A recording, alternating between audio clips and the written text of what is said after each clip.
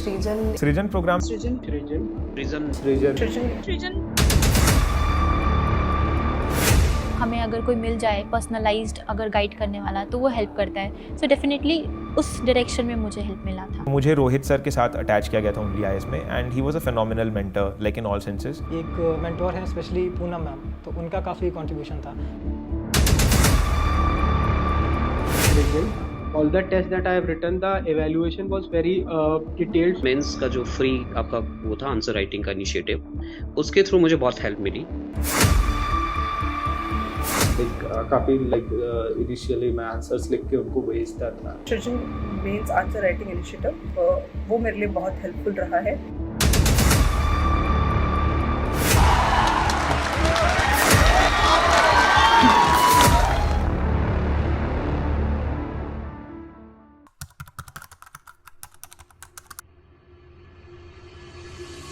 दोस्तों डेट है आज की 19 जून 2024 एंड आप सभी का स्वागत है आज के प्रीलिम बूस्टर न्यूज़ डिस्कशन के अंदर। दोस्तों आज ना डिस्कशन की एक छोटे से मैं आपको क्वेश्चन से दिखाता हूँ। ये क्वेश्चन यूपीएससी के द्वारा अभी जो रिसेंटली 2-3 दिन पहले 2024 का प्रीलिम्स का क्वेश्चन पेपर दिया गया, उसमें ये चीज़ें पूछी गई। अब यहाँ पर इसने पूछा PFAS के बारे में, पर फ्लोरोअल्काइल एंड पॉलीफ्लोरोअल्काइल सब्सटेंसेस के बारे में, एंड 3 स्टेटमेंट्स थी। एक था विद रिगार्ड्स टू कहाँ कहाँ पे इसका यूजेज है, दूसरा था क्या ये आसानी से डिग्रेड होता है एनवायरनमेंट के अंदर या नहीं होता, एंड तीसरा था कि इससे कहीं ना कहीं एनिमल बॉडीज के अंदर बायो एक्युमुलेशन होता है। अब देखने में क्वेश्चन ये टफ है।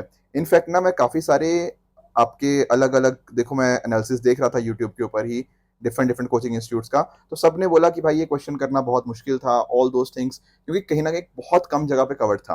पर अगर मैं बात करूं, देखो अगर आप हमारा प्रीलिम बूस्टर 11 अप्रैल 2024 का एक बार जाके यूट्यूब पे आप चेक करना, तो ये तीनों स्टेटमेंट्स हमने पर फ्लोरो एंड पॉलीफ्लोरो अल्काइल सब्सटेंसेस के बारे में कवर करी थी, चाहे वो डिग्रेडेशन के रिगार्डिंग हो, चाहे वो आपका कहाँ कहाँ पे इसका यूजेज होता है, किन इंडस्ट्रीज के अंदर यूजेज होता है वो, and plus at the same time मैंने आपको यहाँ पर बायो एक्युमुलेशन के बारे में बताया भी था, एंड इनफैक्ट यहाँ पे साथ ही साथ मैंने बायो एक्युमुलेशन और बायो मैग्निफिकेशन का अंतर भी आपको यहाँ पे क्लियर किया था। आप चाहें तो 11 अप्रैल 2024 का यहाँ पे जाके प्रीलिम बूस्टर भी देख सकते हो।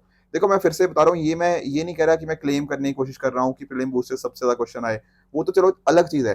बट आप एक चीज नोटिस कर रहे हो कि जो मैं बात डिस्कस करना चाह रहा हूँ कि देखो यूपीएससी का ना एक काफी हद तक एक आपको पैटर्न देखने को मिलता है। आप वो पैटर्न को पहचानो थोड़ा, और ये मत सोचो कि यार हर चीज पढ़ लूं न्यूज़पेपर में, आज ये भी आ गया, वो भी आ गया, ये भी कवर कर लूं, वो भी कवर कर लूं।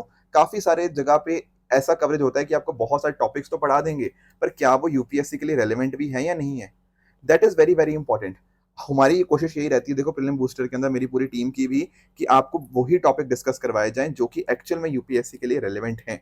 अदरवाइज रैंडम कोई टॉपिक इस प्रधानमंत्री ने या XYZ कंट्री के पीएम ने ये बोल दिया, इसने इसको ये सुना दिया, वो सुना दिया, वो कवरेज आपके लिए उतनी ज्यादा इंपॉर्टेंट नहीं है, समझ गए। तो यूपीएससी के लिए जो रेलेवेंट चीजें हैं वो बिल्कुल आपके प्रीलिम बूस्टर में हमेशा कवर करी जाती थी, करी जा रही हैं, एंड आगे भी करती जा रही होंगी। आपको क्या करना है, सिर्फ और सिर्फ एक चीज करनी है कि कंसिस्टेंटली आपको प्रीलिम बूस्टर को फॉलो करते चलना है एंड इसको रिवीजन करते चलनी है।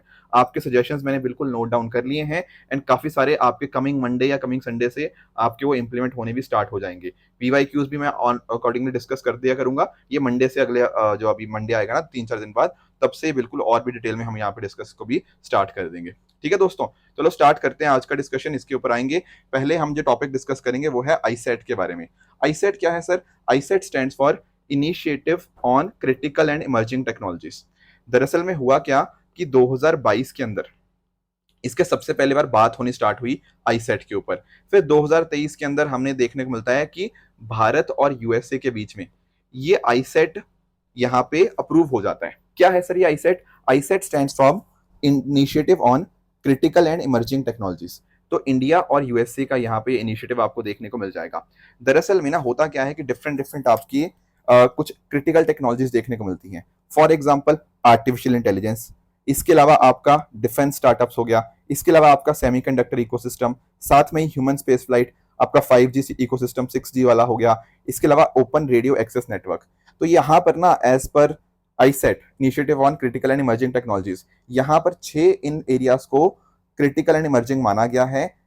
यहाँ पर फोकस ये होगा कि हम ना अपनी जो डिपेंडेंस है, स्पेशली जैसे हम बात करते हैं लेट्स से चाइना की, तो ऐसे हम उनके ऊपर जो डिपेंडेंस है उसको कहीं ना कहीं कम करें। एंड उसका तरीका क्या है? अगर हमारे बीच में आपस में कोलैबोरेशन इंक्रीज हो। सर किसके बीच में? इंडिया एंड यूएसए के बीच में। तो अभी के लिए स्टार्टिंग तो दोनों कंट्री से है, पर आने वाले समय एक्सपेक्ट किया जा रहा है कि आने वाले समय में क्वाड, नेटो, यूरोप एंड इस तरह से ग्लोबली भी ना हम एक तरह से को डेवलपमेंट साथ में मिलकर डेवलप करें, साथ में को प्रोड्यूस करें। ये यहाँ पे फोकस है इसका आईसेट का। अब आपके दिमाग में सवाल आएगा, सर ये तो आप कह रहे हो 2022-23 की बातें थी, तो अब हम इसको क्यों डिस्कस कर रहे हैं? अब इसलिए डिस्कस करें क्योंकि हमारे जो नेशनल सिक्योरिटी एडवाइजर हैं अजीत डोवाल जी एंड साथ साथ अमेरिका के जो एनएसए आपको देखने को मिलते हैं सुलेमान जी, इन्होंने यहाँ पे इसके रिगार्डिंग चीजें डिस्कस करी हैं। बाकी देखो जो इनकी मीटिंग हुई है उसमें बात करी गई है कि कैसे हम अपनी डिपेंडेंस दूसरे देशों के ऊपर कम करेंगे, जैसे फॉर एग्जांपल चाइना के ऊपर डिपेंडेंस कैसे कम कर सकते हैं। एंड यहाँ पर ना बात हुई किसकी? एमएसपी की। अब ये क्या sir? MSP stands for mineral security partnership. दरअसल में ना प्रधानमंत्री मोदी जी लास्ट ईयर 2023 के अंदर यूएस से गए थे। उस समय ना यहाँ पे बहुत सारे आपस में समझौते हुए। उस समय एक जो समझौता हुआ था वो एमएसपी के ऊपर हुआ था, आपका मिनरल सिक्योरिटी पार्टनरशिप। ये भी यहाँ पर यही बात करता है कि कैसे मतलब यूएसए के द्वारा ये फॉर्म किया गया था एमएसपी, कि अलग अलग कंट्रीज के साथ मिलकर कैसे supply chain of critical minerals को हम सिक्योर कर पाएं।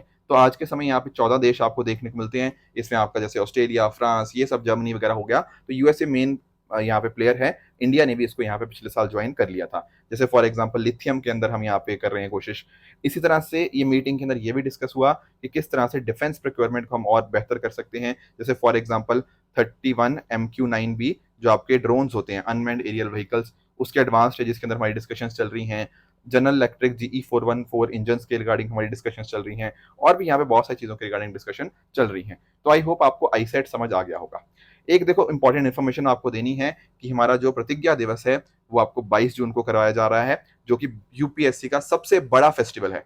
अब इस फेस्टिवल के अंदर आप सभी के लिए बहुत सारे सरप्राइजेस आपको देखने को मिल जाएंगे। तो डेफिनेटली आप हमें इस पर्टिकुलर इवेंट के अंदर ऑफलाइन में जुड़ सकते हो पटना के अंदर।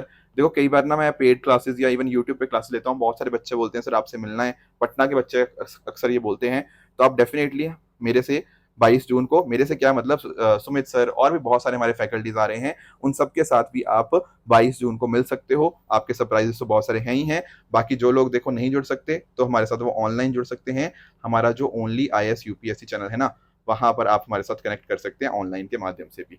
बट जुड़िएगा जरूर 22 जून को। तो मिलते हैं आप सबके साथ। अगला दोस्तों हमारा जो टॉपिक रहेगा वो है CCRAS NIIMH collaborating centre for traditional medicine research. अब ये क्या मुद्दा है सर? देखो पहले तो इसकी फुल फॉर्म समझो। NIIMH this stands for national institute of Indian medical heritage. अब एक्चुअल में ना इस पर्टिकुलर इंस्टीट्यूट को ऑपरेट किया जाता है under ministry of Ayush, basically central council for research in Ayurvedic sciences. तो इसको 1956 के अंदर यहाँ पर स्टैब्लिश किया गया। अब काम क्या करता है ये इंस्टीट्यूट? इस इंस्टीट्यूट का काम होता है कि जो भी आयुर्वेदा, योगा, नेचुरोपैथी, यूनानी, सिद्धा और इस तरह के हेल्थ केयर डिसिप्लिन होते हैं ना, उनके अंदर जो भी रिसर्च हो रही है उसको प्रॉपर्ली डॉक्यूमेंट मेंटेन करना उन सब चीजों के, राइट, उनको प्रेजेंट करना रिसर्च वगैरह को, ये इसका काम रहता है। अब यहाँ पर क्या हुआ है ना कि इसको WHO का पहला कोलैबोरेटिंग सेंटर यहाँ पे डेजिग्नेट किया गया है इस चीज के अंदर कि आपका फंडामेंटल रिसर्च हो गया, राइट। तो पहला WHO कोलैबोरेटिंग सेंटर यहाँ पे इसको बनाया गया है। अब एक्चुअल में अगर आप नोटिस करो तो भारत के अंदर ट्रेडिशनल मेडिसिन रिसर्च को इंक्रीज करने के लिए, उसको एडवांस करने के लिए इसके द्वारा बहुत सारे काम किए गए हैं।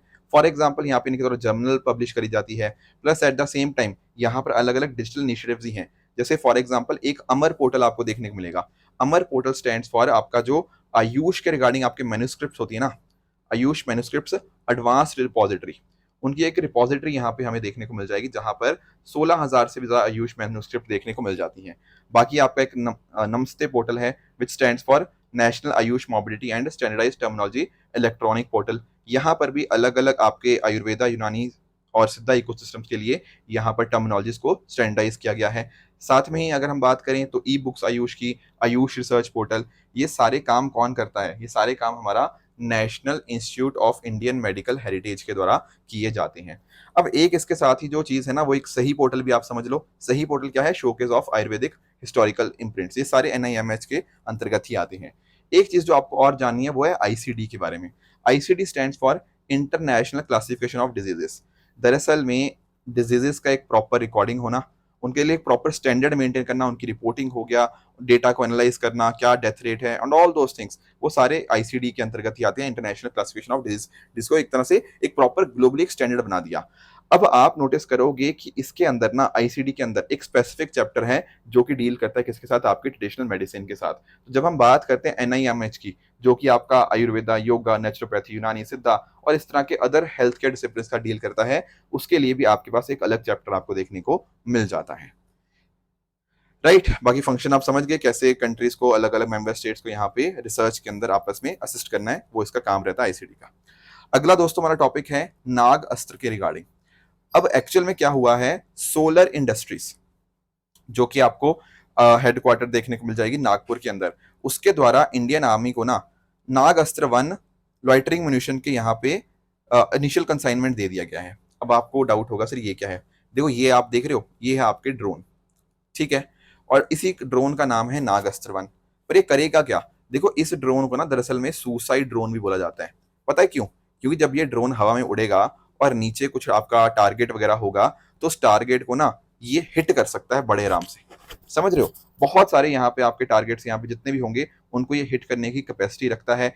And plus at the same time जो इसकी प्रिसीजन कैपेसिटी है ना, कितनी प्रिसाइजली मार पाएगा, वो बहुत अच्छी है। यानी कि ऐसा नहीं होगा कि ऊपर से गोलियां बरस रही हैं और कहीं गोली इधर जा रही है, कोई इधर जा रही है, नहीं, बहुत अच्छी इसकी प्रिसीजन है। प्रिसीजन इसकी 2 मीटर्स आपको देखने को मिल जाएगी। तो नीचे जो भी यहाँ पे आपको टारगेट देखने को मिलेगा ना, तो उस थ्रेट को डायरेक्टली हिट कर देगा एंड उस एरिया के अंदर हमारी जीत हो जाएगी। तो इंडियन आर्मी ने इसको एक्वायर किया है, यहाँ पर ये बनाया गया है बाय सोलर इंडस्ट्रीज, बेसिकली उसकी एक सब्सिडरीज है इकोनॉमिक एक्सप्लोजिव लिमिटेड, उसके द्वारा इसको बनाया गया है। तो इवन यहाँ पे मिड फ्लाइट के अंदर भी यहाँ पे ये अटैक लॉन्च कर सकता है, अपने टारगेट को लॉन्च कर लेगा, उसको आइडेंटिफाई कर लेगा एंड उसको वहां पे प्रॉपरली वो हिट करके ही मानेगा। ये है आपका नाग अस्त्र 1। इसकी जैसे मैं आपको बता रहा था प्रिसीजन काफी अच्छी है। जब इसका बिल्कुल स्ट्राइकिंग वाला मोड आता है ना, जिसको हम केमिकाज मोड बोलते हैं, उसके अंदर ये खुद को भी डिस्ट्रॉय कर लेता है उस प्रोसेस के अंदर, इसी वजह से इसको सुसाइड ड्रोन के नाम से भी जाना जाता है। 4500 मीटर की फ्लाइट एल्टीट्यूड के ऊपर फ्लाई करता है एंड इसी वजह से इसको रडार से भी डिटेक्ट करना काफी मुश्किल हो जाता है। बाकी इसी के अंदर आपको डे नाइट सर्वेलेंस कैमरास देखने को मिल जाएंगे and at the same time 30 kilometre की इसकी रेंज होती है एंड लगभग ये 60 मिनट्स यानी कि 1 घंटे के लिए यहाँ पे ये ऑपरेट कर सकता है, जो उसका फिक्स विंग इलेक्ट्रिक यूएवी है। लास्टली अगर मैं बात करूं तो देखो कई बार पता क्या होता है, आपके इस तरह के जो और आपके एडवांस सिस्टम्स होते हैं उनके अंदर ना एक बार उन्होंने टारगेट को डिटेक्ट कर लिया, फिर वो उसको या तो हिट ही करते हैं, पर कई बार हमें बीच में ना मिशन को अबॉर्ट करना पड़ता है। वो कैपेबिलिटीज कई बार बाकी सिस्टम्स के अंदर नहीं होती, पर नाग अस्त्र 1 के अंदर अगर आपको मिशन को बीच में रोकना पड़ जाए, अबॉर्ट करना पड़ जाए, रिकवर करना पड़ जाए, रीयूज, ये सारी चीजें आपको देखने को मिल जाती हैं, ठीक है ना। तो अगर टारगेट को डिटेक्ट नहीं करेगा तो ये वापस अपनी जगह पे वापस सेफली आ जाएगा यूजिंग अ पैराशूट सिस्टम। तो इस वजह से इसके रीयूजेबिलिटी फीचर भी हमें देखने को मिल जाते हैं। नेक्स्ट दोस्तों हमारा टॉपिक है 67th council meet of GEF global environment facility. ये अभी कन्वीन हो रही है 17 से 20 जून के बीच में इन वॉशिंगटन DC। अब यहाँ पर एक्चुअल में इस मीटिंग के अंदर डिस्कस किया जा रहा है कि जो आपका $736.4 मिलियन है वो एलोकेट किए जाएंगे टुवर्ड्स एनवायरनमेंट प्रोटेक्शन एंड साथ ही साथ यहाँ पर जो अलग अलग प्रोजेक्ट्स हैं, चाहे वो बायोडाइवर्सिटी कंजर्वेशन के रिगार्डिंग हो, क्लाइमेट चेंज को रोकने के रिगार्डिंग, पोल्यूशन कंट्रोल के रिगार्डिंग, ये सारी चीज़ें यहाँ पे डिस्कस करी जाएंगी। थोड़ा ना इसका हम स्टैटिक पार्ट भी जान लेते हैं, राइट। वैसे तो प्रोजेक्ट्स के अंदर बहुत सारी डिस्कशन होगी, जैसे साहेल रीजन के रिगार्डिंग हो गया, यमन के रिगार्डिंग, आपका अफ्रीका के अंदर ग्रेट ग्रीन वॉल प्रोजेक्ट हो गया, ताकि आप कहीं ना कहीं जो आपका डिजर्टिफिकेशन हो रहा है उसको हम रोक पाएं, लैंड को रिस्टोर कर पाएं, वेटलैंड्स का हम कैसे कंजर्वेशन बढ़ा सकते हैं इन वेरियस एरियाज, ये यहाँ पे फोकस रहेगा। जैसे सोमालिया के अंदर भी आपका टेरिस्ट्रियल और मैरीन बायोडाइवर्सिटी को प्रोटेक्ट करने के लिए यहाँ पे बात करी जाएगी। तो इन सभी के रिगार्डिंग कैसे फंडिंग होगी, ये सारी चीजें डिस्कस करी जाएंगी।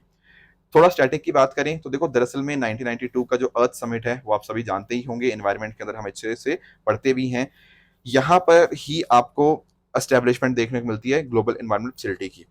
यहाँ पर ये डिफरेंट पार्टनर्स के साथ वर्क करता है ताकि आपके जितने भी बड़े बड़े एनवायरनमेंट के मुद्दे हैं उनको टैकल किया जा पाए। टोटल 18 एजेंसीज की पार्टनरशिप है, जिसमें आपके different banks, UN agencies, national entities और NGOs आपको काम करते हुए देखने को मिल जाएंगी। तो यहाँ पर ये पैसा प्रोवाइड करता है आपके डिफरेंट कन्वेंशन के लिए, जिसमें एक आपका आ गया मर्करी के लिए मिनीमाटा कन्वेंशन, आपका Stockholm convention, POP persistent organic pollutants के रिगार्डिंग, UNCBD आपका हो गया एंड साथ ही साथ आपका UNCCD हो गया एंड UNFCCC हो गया। उन सब के लिए फाइनेंशियल मैकेनिज्म आपका GEF के माध्यम से ही देखने को मिलता है। भारत की बात करें तो भारत एक डोनर भी है, यानी कि पैसा देता भी है एंड पैसा यहाँ से लेता भी है GEF से, राइट। और बहुत इंडिया ने बहुत मेजर इंपॉर्टेंट रोल प्ले किया है। भारत की तरफ से यहाँ पे 2 मिनिस्ट्रीज आपको देखने को मिलती हैं। एक है आपकी मिनिस्ट्री ऑफ फाइनेंस जो कि पॉलिटिकल फोकल पॉइंट है, एंड आपकी जो ministry of environment, forest and climate change है वो यहाँ पे ऑपरेशनल फोकल पॉइंट है डिफरेंट डिफरेंट प्रोजेक्ट्स के रिगार्डिंग। इसको एस्टेब्लिश इसीलिए किया गया था एक GEF ट्रस्ट फंड को, ताकि जो भी आपकी डेवलपिंग कंट्रीज हैं या फिर जो अभी लेसर डेवलप्ड कंट्रीज हैं वो अपने इन्वायरमेंटल कन्वेंशंस के रिगार्डिंग जो उनको टारगेट्स हैं या ऑब्जेक्टिव्स हैं उनको अचीव यहाँ पे कर पाएं, ठीक है ना। तो एक काउंसिल के माध्यम से किसने क्या चीज़ें काम करा, किस तरह से उनको अप्रूव करना है वर्क को, वो सारा काम GEF काउंसिल के द्वारा देखा जाता है। नॉर्मली क्या होता है, ये जो काउंसिल है साल में 2 बार मिलती है, पर 2024 में 3 बार मिल रही है। इसके अलावा एक और फंड के बारे में आपको जानकारी होनी चाहिए, that is global biodiversity framework fund. देखो जब मैंने बात करी ना बायोडाइवर्सिटी, तो आप समझ गए होंगे कि इसका कहीं ना कहीं लिंकेज जो है वो आपके Kunming Montreal global biodiversity framework के साथ है। तो उसी को यहाँ पे गोल्स को अचीव करने के लिए यहाँ पे ग्लोबल बायोडाइवर्सिटी फ्रेमवर्क फंड को बनाया गया था अगस्त 2023 के अंदर, जब हमारी 7th GEF असेंबली मीटिंग हुई वैंकूवर के अंदर। यहाँ पर आप नोटिस करोगे Canada, Germany, Luxembourg, Japan, Spain, ठीक है, और यूके के द्वारा फंड्स यहाँ पे रिसीव किए गए हैं। देखो जब ये मीटिंग हुई थी, मुझे अभी भी याद है, मैंने आपके साथ एक चीज़ काफ़ी डिटेल में चर्चा में करी थी, तो ये चीज़ भी आपको आई थिंक रिवाइज होगी। एक चीज़ आपको और ध्यान में रखनी है, that is world crocodile day 2024 के बारे में। देखो 1975 के अंदर ना भारत ने स्टार्ट किया था क्रोकोडाइल कंजर्वेशन प्रोजेक्ट ओडिशा के भीतरकनिका नेशनल पार्क के अंदर। यहाँ पर UNDP की सपोर्ट हुई, आपके फूड एंड एग्रीकल्चर ऑर्गेनाइजेशन ने भी काफ़ी सपोर्ट दिया। उसी दिन को हम यहाँ पे as a world crocodile day के रूप में सेलिब्रेट करते हैं। तो क्यों ना हम थोड़ा सा क्रोकोडाइल के बारे में पढ़ लेते हैं, ठीक है। तो क्रोकोडाइल अगर हम बात करें ना, तो आपकी जो वर्टिब्रेट क्लास है रेप्टिलिया, उसके लार्जेस्ट सर्वाइविंग स्पीशीज आपको देखने को मिल जाएंगी। अब एक्चुअल में आप नोटिस करो, ये आपको फ्रेश वाटर स्वैम्प्स में भी देखने को मिलती हैं, लेक्स में भी, रिवर्स में भी, और एक ऐसी सॉल्ट वाटर स्पीशीज भी आपको देखने को मिल जाती हैं। अदरवाइज बाकी सब फ्रेश वाटर लेक्स और रिवर्स में ही है, पर एक स्पीशीज आपकी सॉल्ट वाटर स्पीशीज भी देखने को मिल जाती हैं। ये नॉक्टर्नल होते हैं, मतलब रात के समय ज्यादा एक्टिव होते हैं, plus at the same time इनके जो टेम्परेचर, बॉडी टेम्परेचर को ना बस लिमिटेड एक्सटेंट तक ही रेगुलेट कर पाते हैं। इसी चीज को बोला जाता है पोइकिलोथर्मिक, ठीक है, थर्मिक वर्ड अगेन, तो टेम्परेचर के साथ यहाँ पे डील कर लेंगे। अब आज के समय के ऊपर हैबिटेट डिस्ट्रक्शन की वजह से, एग प्रेडेशन की वजह से, ठीक है, इलीगल पोचिंग वगैरह होती है, डैम के बनाने की वजह से यहाँ पर इनको मेजर थ्रेट्स फेस करने को मिल जाते हैं। थोड़ा सा ना इंडिया में अगर हम देखें तो मेजर आपको 3 कैटेगरीज आपको देखने को मिल जाएगी। एक यहाँ पे आप सॉल्ट वाटर क्रोकोडाइल देख सकते हो, एक यहाँ पे मगर जिसको आप मार्श क्रोकोडाइल भी बोलते हो, वो आपको देखने को मिल जाता है, एंड इसके अलावा आपको घड़ियाल्स पता होंगे। थोड़ा सा इनके बारे में ना एक बार चर्चा कर लेते हैं, हालांकि लिखा हुआ है, मैं आपको थोड़ा एक्सप्लेन कर देता हूं। जब मैं बात करता हूँ सॉल्ट वाटर क्रोकोडाइल की, तो सॉल्ट वाटर क्रोकोडाइल दरअसल में अर्थ के लार्जेस्ट लिविंग क्रोकोडाइल स्पीशीज की तरह देखा जाता है, एंड इनको ना मैन ईटर के नाम से भी जाना जाता है। अब ऐसा क्यों?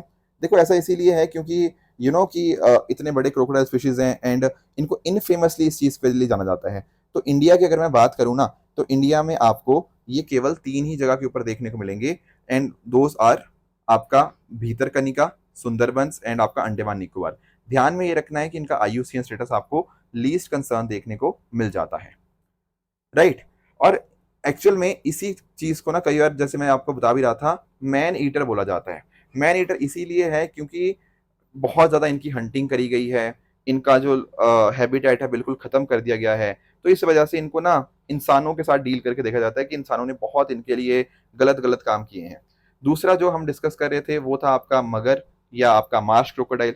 जब हम बात करते हैं मगर या मार्श क्रोकोडाइल की, तो ये आपको अपने आप में काफ़ी डेंजरस देखने को मिलता है। इसका अगर मैं IUCN स्टेटस की बात करूँ ना, तो आपको ध्यान में रखना है कि इसका IUCN स्टेटस आपको वल्नरेबल देखने को मिल जाएगा। कुछ एक एरियाज में देखो डेफिनेटली पाया जाता है, जैसे for example fresh water habitats वगैरह के रिगार्डिंग, रिवर्स वगैरह के अंदर आपको देखने को मिल जाता है, and this is a very important keystone species of the habitat.